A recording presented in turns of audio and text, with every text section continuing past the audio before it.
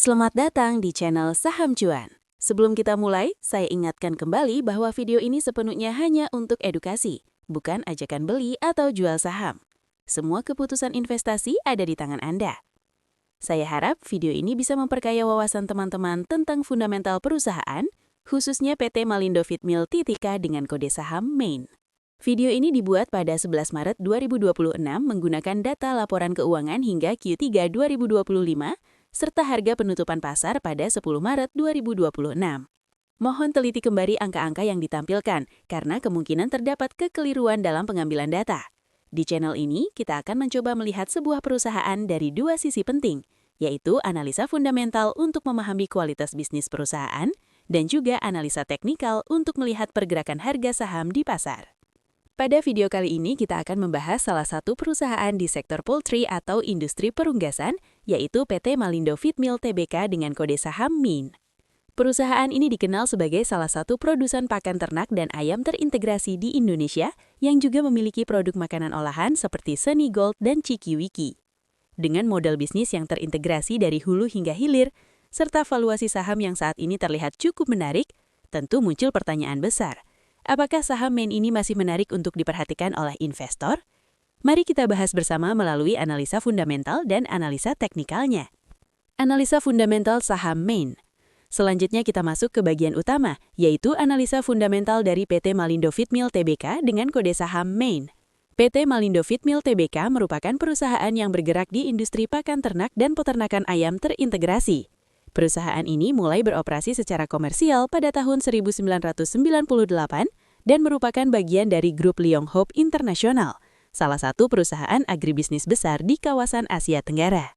Dalam operasionalnya, Malindo Feedmill memiliki model bisnis yang cukup terintegrasi dari hulu hingga hilir. Perusahaan memiliki 4 divisi utama yang menjadi pilar bisnisnya. Yang pertama adalah divisi pakan ternak, yang memproduksi berbagai jenis pakan untuk industri peternakan. Yang kedua adalah divisi pembibitan ayam atau DOC, Day Old Chicken, yaitu produksi anak ayam yang menjadi bahan baku utama industri ayam pedaging. Yang ketiga adalah divisi peternakan ayam pedaging, di mana perusahaan membesarkan ayam hingga siap dipasarkan. Dan yang keempat adalah divisi makanan olahan yang memproduksi berbagai produk makanan berbahan dasar ayam dengan merek seperti Sunny Gold dan Chiki Wiki. Model bisnis yang terintegrasi seperti ini memberikan keunggulan bagi perusahaan karena dapat mengendalikan rantai produksi secara lebih efisien, mulai dari pakan hingga produk makanan jadi. Namun perlu dipahami bahwa industri poultry atau perunggasan merupakan industri yang cukup siklikal, karena sangat dipengaruhi oleh harga pakan, harga jagung, harga ayam di pasar, serta kondisi supply dan demand. Sekarang kita lihat dari sisi struktur kepemilikan sahamnya.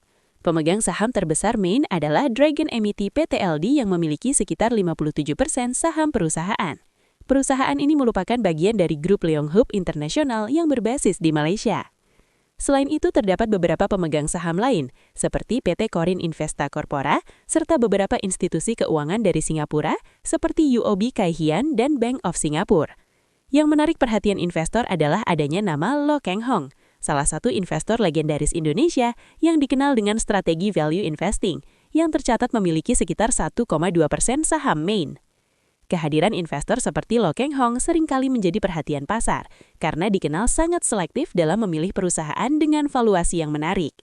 Selanjutnya kita masuk ke kinerja keuangan perusahaan. Dalam periode trailing 12 months, PT Malindo Feedmill mencatatkan pendapatan sekitar 12,3 triliun rupiah. Sementara laba bersih perusahaan mencapai sekitar 265 miliar rupiah. Pertumbuhan pendapatan secara tahunan berada di kisaran 6%, sementara pertumbuhan laba per saham atau EPS tercatat meningkat cukup signifikan, yaitu sekitar 63% secara tahunan. Hal ini menunjukkan bahwa perusahaan berhasil meningkatkan profitabilitasnya, kemungkinan karena adanya perbaikan harga ayam di pasar, serta efisiensi dalam biaya produksi. Jika kita melihat dari sisi profitabilitas perusahaan, margin perusahaan memang tidak terlalu besar. Gross profit margin berada di sekitar 9,7%, operating margin sekitar 5%, dan net profit margin sekitar 3,4%. Margin yang relatif tipis ini sebenarnya cukup umum untuk industri poultry, karena biaya produksi seperti pakan dan bahan baku sangat mempengaruhi profitabilitas perusahaan. Namun, jika dilihat dari sisi kemampuan menghasilkan keuntungan terhadap modal, perusahaan masih menunjukkan performa yang cukup baik. Return on equity perusahaan berada di sekitar 10%, return on asset sekitar 5%, dan return on capital employed berada di kisaran 12%. Angka ini menunjukkan bahwa perusahaan masih mampu menghasilkan return yang cukup wajar terhadap modal yang digunakan. Selanjutnya kita lihat dari sisi efisiensi operasional perusahaan. Malindo Shipmill memiliki aset turnover sebesar 2,34 kali, yang menunjukkan aset perusahaan cukup produktif dalam menghasilkan pendapatan. Sementara itu, cash conversion cycle perusahaan berada di sekitar 40 hari. Artinya rata-rata perusahaan membutuhkan waktu sekitar 40 hari untuk mengubah investasi pada persediaan menjadi kas kembali.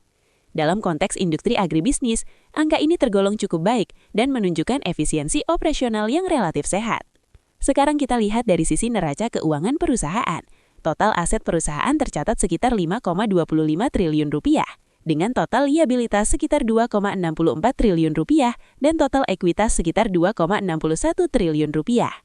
Rasio utang perusahaan juga relatif konservatif. Debt to equity rasio berada di sekitar 0,41, yang menunjukkan tingkat utang perusahaan masih cukup terkendali. Utang jangka panjang perusahaan bahkan relatif kecil, hanya sekitar 209 miliar rupiah. Dari sisi likuiditas, perusahaan juga berada dalam kondisi yang cukup sehat dengan current rasio sekitar 1,6 dan quick rasio sekitar 0,9. Selain itu, jika kita melihat indikator kesehatan keuangan menggunakan Altman Z-Score, perusahaan memiliki skor sekitar 3,9 yang mengindikasikan risiko kebangkrutan yang sangat rendah. Selanjutnya kita lihat dari sisi arus kas perusahaan. Dalam periode terakhir, perusahaan mampu menghasilkan operating cash flow sekitar 694 miliar rupiah. Setelah dikurangi belanja modal atau capital expenditure sekitar 293 miliar rupiah, perusahaan masih menghasilkan free cash flow sekitar 401 miliar rupiah. Ini merupakan hal yang positif karena menunjukkan perusahaan mampu menghasilkan kas nyata dari operasional bisnisnya. Sekarang kita masuk ke bagian yang paling menarik bagi investor, yaitu valuasi sahamnya. Saat ini saham Main diperdagangkan dengan price to earnings ratio sekitar 7 kali. Sementara price to book value berada di sekitar 0,74 kali, yang berarti harga sahamnya berada di bawah nilai bukunya. Rasio EV terhadap EBITDA juga berada di sekitar 3,9 kali, yang tergolong cukup rendah jika dibandingkan dengan banyak perusahaan di pasar. Secara valuasi, angka ini menunjukkan bahwa saham Main dapat dikatakan relatif murah. Namun, investor juga perlu mempertimbangkan bahwa sektor poultry merupakan sektor yang sangat siklikal karena sangat dipengaruhi oleh harga pakan, harga jagung, harga ayam di pasar, serta kondisi supply dan demand di pasar. Oleh karena itu, pergerakan kinerja perusahaan bisa berubah mengikuti siklus industri tersebut. Selain valuasi yang relatif murah, salah satu daya tarik saham Main adalah dividennya yang cukup besar. Perusahaan membagikan dividen sekitar Rp65 per saham dengan dividen yield sekitar 7,5%. Payout rasio dividen juga cukup tinggi, yaitu 80% dari laba perusahaan. Hal ini menjadikan saham Main cukup menarik bagi investor yang mencari pendapatan dividen secara rutin. Jika kita melihat dari sisi pergerakan sahamnya, dalam 3 tahun terakhir, saham Main telah memberikan return sekitar 88%, sementara dalam 1 tahun terakhir, returnnya berada di kisaran 11%. Harga sahamnya sendiri bergerak dalam rentang Rp570 hingga Rp950 dalam 52 minggu terakhir. Dari seluruh analisa yang telah kita bahas, dapat disimpulkan bahwa PT Malindo Feedmill Tbk merupakan perusahaan dengan fundamental yang cukup solid. Perusahaan memiliki bisnis yang terintegrasi, kondisi neraca yang sehat, arus kas operasional yang kuat, serta valuasi yang relatif murah. Di sisi lain, investor juga perlu memahami bahwa industri poultry merupakan industri yang sangat fluktuatif, karena sangat dipengaruhi oleh harga pakan, harga ayam, serta kondisi supply dan demand di pasar. Oleh karena itu, pergerakan kinerja perusahaan bisa berubah mengikuti siklus industri tersebut. Analisa teknikal saham MAIN.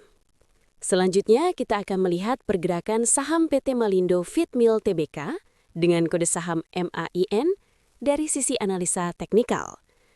Analisa teknikal ini bertujuan untuk melihat bagaimana pergerakan harga saham di pasar, sekaligus mengidentifikasi potensi area support, resistance, serta momentum pergerakan harga.